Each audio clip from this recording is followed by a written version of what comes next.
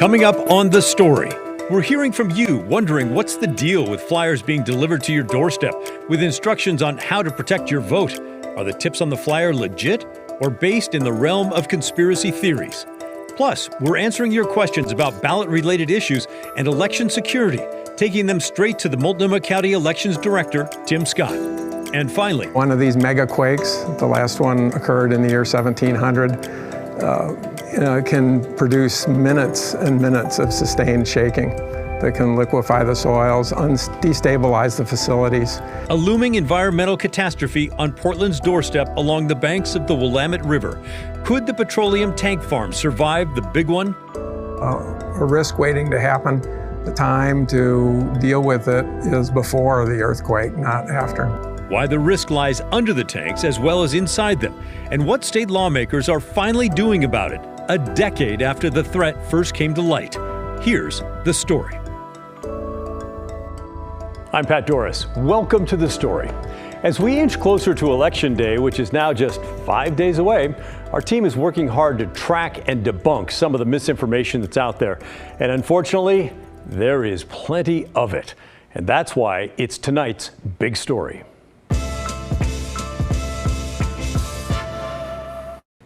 Some of the falsehoods are being shared on social media, while others are more direct and targeted, with bad information being sent directly to voters through text message.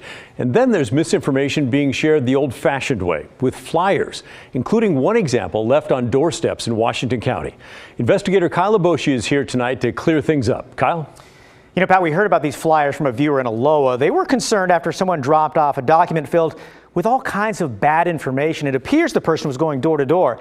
Take a look. The document is titled How to Protect Your Vote and claims to be from a precinct committee person in Washington County.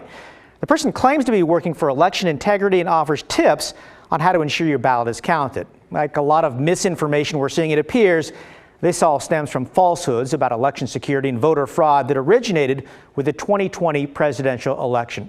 So to clear things up, let me walk you through this bogus document and some of the information shared. One of the claims is mark your ballot in blue ink, or not black ink. Again, mark your ballot in blue ink, not black ink. Well, the reality is that isn't necessarily the case. If you look on most ballots, official ballots, it tells you use a pen with blue or black ink. It really doesn't matter the color. Another claim in this leaflet that's being distributed in Washington County that's causing a lot of concern, mark your choice with a big check mark and fill in the bubble. Well, in reality, again, not so much. Fill in the bubble. Check marks or X don't work. That's according to Washington County elections. Just fill in that bubble. That's all you've got to do.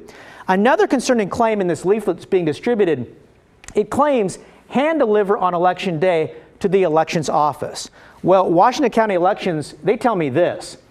It's not a good idea to wait until election day to hand deliver a ballot to our office. We're very busy on Election Day, and staff will be working hard to help resolve last-minute ballot issues. Elections goes on to say, ballot boxes and the USPS are perfectly safe and secure methods of casting ballots. So end of the day, the lesson here, go to trusted sources for information about the upcoming election. There's a lot of misinformation out there, and it's being spread on social media, text messages, or even leaflets that may be delivered on your doorstep. Kyle Aboshi, KGW News. All right, thank you, Kyle. And that story only happened because a viewer called and left us a voicemail wondering if the flyer was legit. It's just another example of how we do pay attention to what you send us, and we want to have that dialogue. Doesn't matter whether it's an email or a voicemail. We love to hear from you. We want to also hear from you if you've received something similar to what Kyle's talking about, or if you just want to share your thoughts about this story. Send an email to thestory@kgw.com or leave us a voicemail, 503-226-5090. Now, we want to answer some of your questions that you've sent in to us over the last week or so. We did a full report recently on what happens to your ballot after you mail it in or drop it off. And it all centers around the ballot envelope, which has a special barcode that identifies who the ballot belongs to. And then your signature on that envelope, which is used to match your signature on file to make sure it really was you who filled out the ballot inside. But you still have more questions, especially about that signature, which is terrific. And we took some of them directly to Tim Scott. He's the director of Multnomah County Elections. Our first question is from Joan. If a ballot is in question due to a lack of signature or whatever bumps it out of the initial counting process, how is the person who turned in the ballot notified? Is it by phone? If it is, what does it say on the caller ID? Well, here's what Tim Scott had to say. The county elections office will always send the voter a letter to their mailing address on file that will explain the issue, how to resolve it, and the time frame in which to take care of it.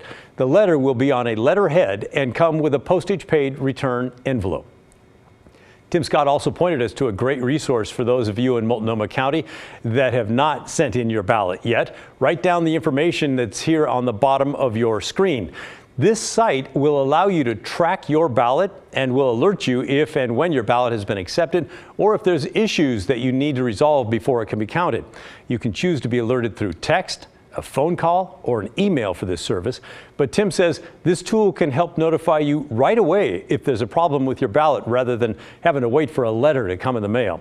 If you have not sent in your ballot yet, visit the web address on the bottom of your screen, multco.us/track-your-ballot. Doesn't cost anything, and it works. If you've already sent in your ballot, you can still sign up, but you won't get any notifications for this election. You'll have to wait for the next time around.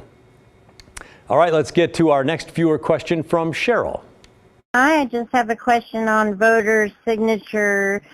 I see that my middle name is in there, but then I accidentally signed it without my middle name. Is that going to be a problem? It sounds like Cheryl's talking about her middle name that's on the ballot addressed to her, but she only included her first and last name when she signed the outside of the ballot. Well, here's Tim Scott's response.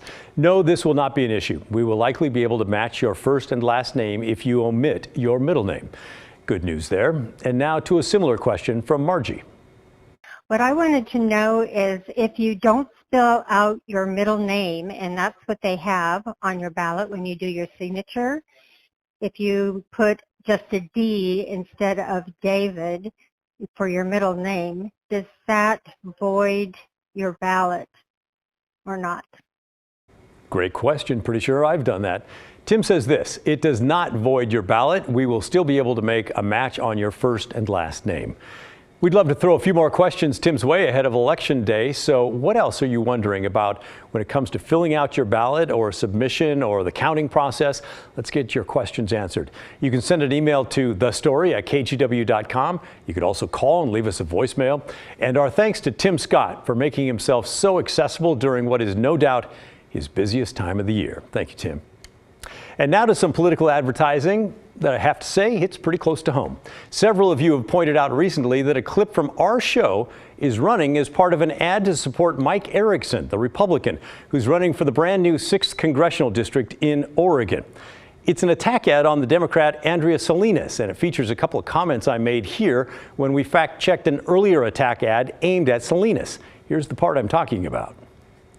Taxes were raised. Andrea Salinas raised them. Salinas voted for the largest tax increase in state history. That is accurate. The tax is big. Okay, I have to say the first time I saw that, it was quite a jolt for me. I think I saw it last weekend. It's the first time I've ever been used like that. And in case you were wondering, it sort of made me mad.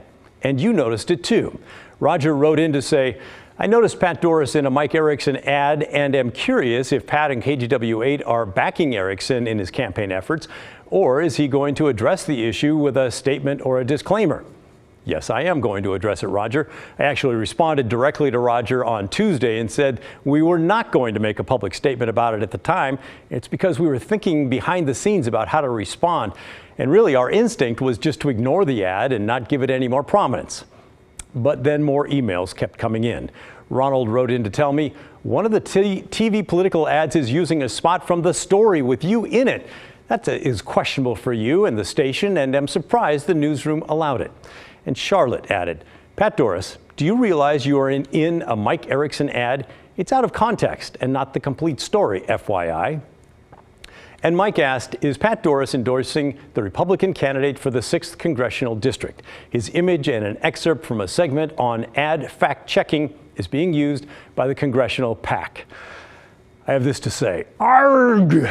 No, I'm not endorsing the Republican, Mike, for the 6th or the Democrat. I'm not endorsing anyone there. And yes, Charlotte, thank you. I do realize the ad is out there. And no, Ronald, we did not allow it. Blah. Okay, let's step back for a moment. In mid-October, we ran several fact checks on political attack ads. As part of that, we told you that KGW, as a federally licensed TV station, cannot, under federal rules, refuse to air any political ad. We also cannot control what they say or what they use in their ads. So the Republicans did not ask if they could use part of my report, and they didn't have to. It's similar to campaigns quoting a newspaper article. Did they shave off all the context around those statements that I made? Yes, of course they did. But they don't seem to care about context. The context was this. I actually tracked down the bill dealing with that tax increase. It was HB 3427. I told you it was the Student Success Act from the 2019 legislature, and it will raise more than $1 billion a year for schools. I also reported that virtually every Democrat, including Salinas, voted yes, and virtually every Republican voted no. And then I summarized what I had just reported. Here it is. So the line is, Salinas voted for the largest tax increase in state history. I find that is accurate, but it's also lacking a bit of context. It taxed businesses, not individuals, and there is a difference. All right, so that was about twice as long as the clip that they used in the ad. And yes, I know some argue that taxing businesses still taxes consumers anyway, since the businesses just pass it along to all of us. But the bill itself was aimed at businesses. So, to summarize this report, no, I am not endorsing Erickson. No, we did not give permission to the Republicans to use that clip. No, they did not need our permission to do it. Yes, it does make me mad. I wish they had not done it. But I think it also shows that they're watching, just like you. They've discovered that we do unique, in-depth stories on local topics that matter to you, and we do it better than anyone else in this market. So I guess swiping a couple of clips from our show maybe is a bit of a backhanded compliment. All right, as we head to the break, a quick check-in on the ballot returns so far here in Oregon, from a statewide look to how things are shaping up in the state's most populated counties. Get out and vote, folks. Election day, just 5 days away.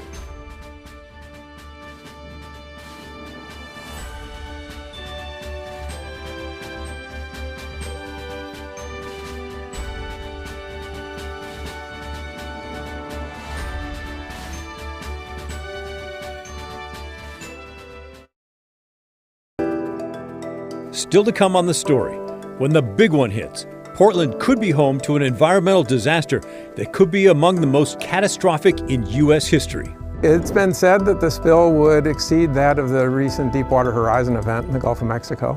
Could the Rose City's Petroleum tank farm on the banks of the Willamette survive? After a lengthy delay, state lawmakers are getting involved. Just how do any of us live with ourselves if we haven't taken steps to ward off the worst of what could happen? That's next, when the story returns.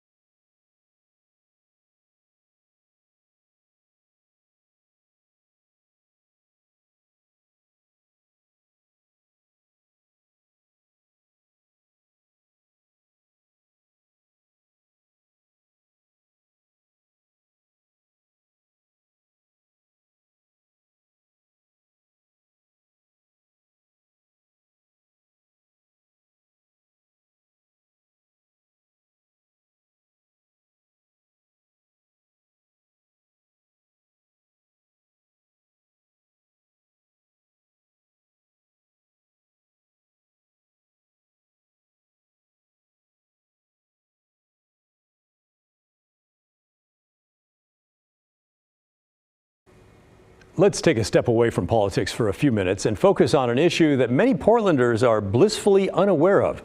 There's an environmental disaster just waiting to happen on the banks of the Willamette River. Just saying that gives me chills. It has to do with the massive tanks that are there and what lies within them and under them.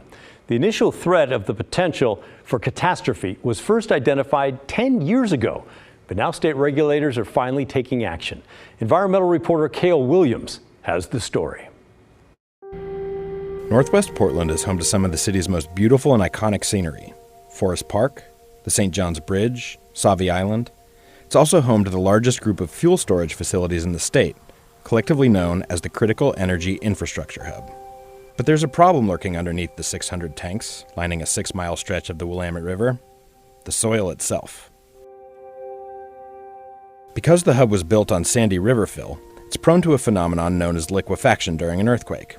Oregon State marine geologist Chris Goldfinger explains. Everybody actually knows what liquefaction is, because anytime you go to the beach and kind of wiggle your toes in the sand a little bit, and suddenly your feet sink a little bit, and then the holes fill up with water, that's basically liquefaction. When the Cascadia subduction zone earthquake hits, and it is a matter of when, not if, many of the tanks in northwest Portland are likely to fail.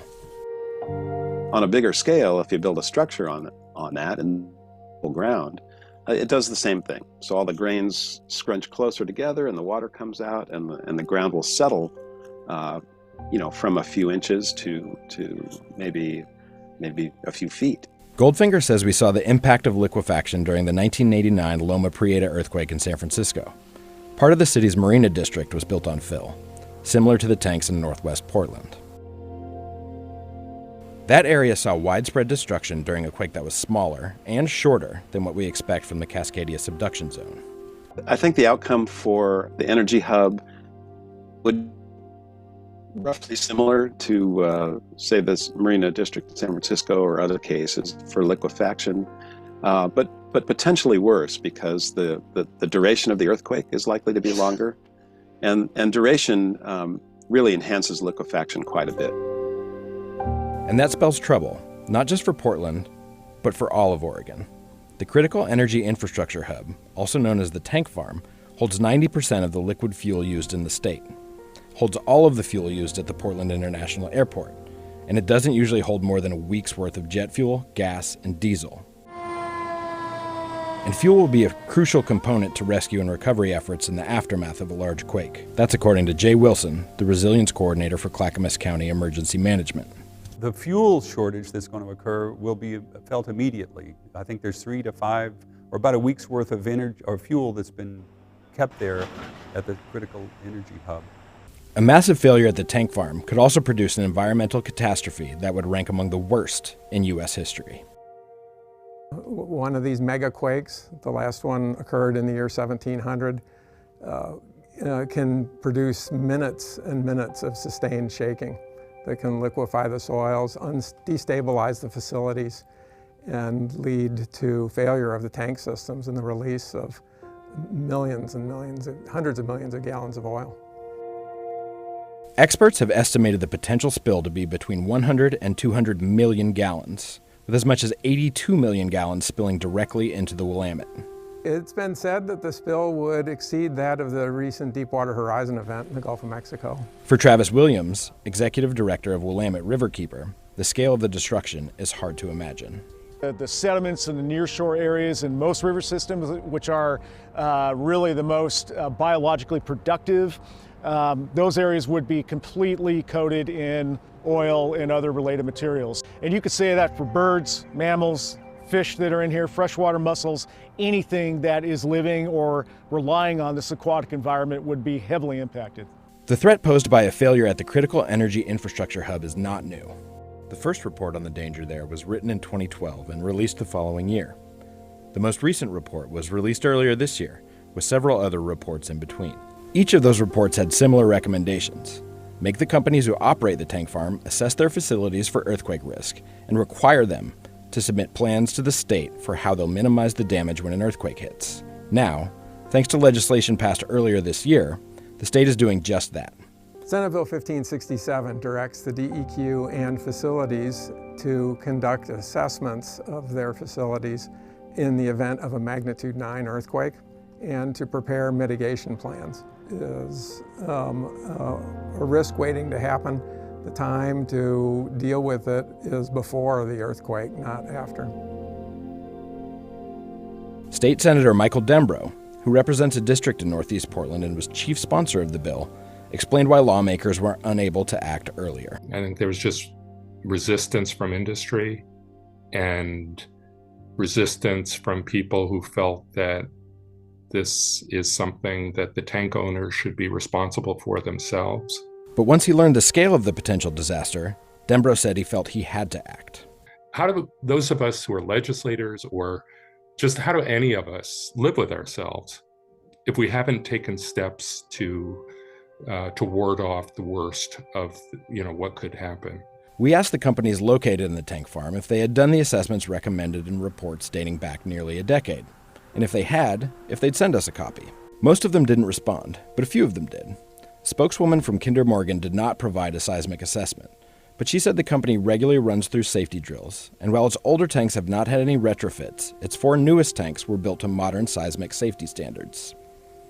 A spokesman for New Star Energy gave a blanket statement on the company's safety and environmental record, and said they would be submitting an assessment to the state when it was required. The only company that actually sent us any documents was Zenith Energy. They passed along a seismic assessment of 4 of the company's tanks, which the company said were most vulnerable to earthquakes. Their assessment, performed by a local engineering firm, found the tanks were likely to perform well when an earthquake hit. But trusting the companies to be their own regulators is not something Travis Williams is ready to concede. I think there has to be a level of transparency in all of this. They have the luck of being on the Willamette River, of having this infrastructure historically in a place because it's easy to transport bulk goods like petroleum products. But they also bear the brunt of protecting the river for the public because it's the public's river. Cale joins me now, and holy cow, if this thing happens, I guess we're going to have multiple disasters going on. That's right. I mean, you have the potential for a tsunami out of the coast. We've got a number of unreinforced masonry buildings in Portland that are at risk of collapse. We've got bridges that weren't built to modern seismic safety standards that could also come down. So it's going to be a mess. Yeah, let's hope it does not happen in our lifetimes, but we have to plan as if it will.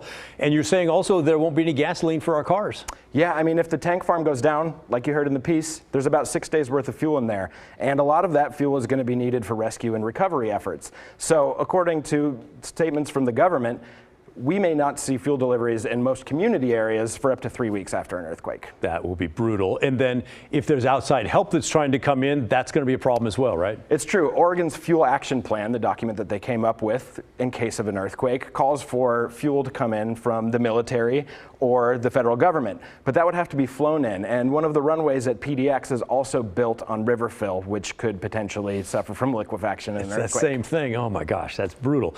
Is there any way to keep these huge fuel tanks from collapsing? You know, that remains to be seen, and that's kind of the point of all this legislation. We haven't had an earthquake like this in 300 years, so we don't know. But this legislation will force these companies to study their tanks and figure out whether they'll stay up in an earthquake and what they can do to help them do so. Yeah, well, I'm glad you're on top of it. Thanks for checking this out and letting us know the latest. We'll look forward to what comes next. My pleasure. And before we head to break tonight, let's check in on the ballot return numbers in Washington state. We start with a statewide look, and then we're going to focus in on the counties in the southwest part of the state in just a moment. So stay with us. The story continues right after this.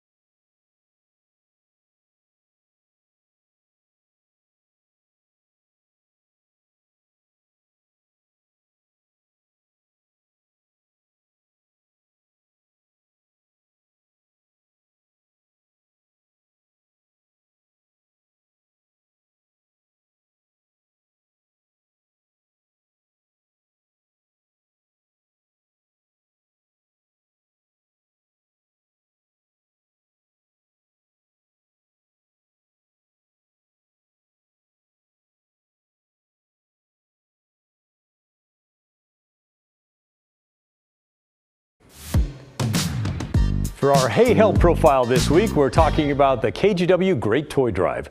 Last year, with your help, we donated over 30,000 toys to local kids. This year, we're raising the bar. Head to kgw.com/toy to sign up. And a special shout out tonight to PDX Muscle in Southwest Portland for signing up and coming on board. Welcome on board. All right, keep sending your questions and comments to thestory@kgw.com. We're going to wrap things up right after this.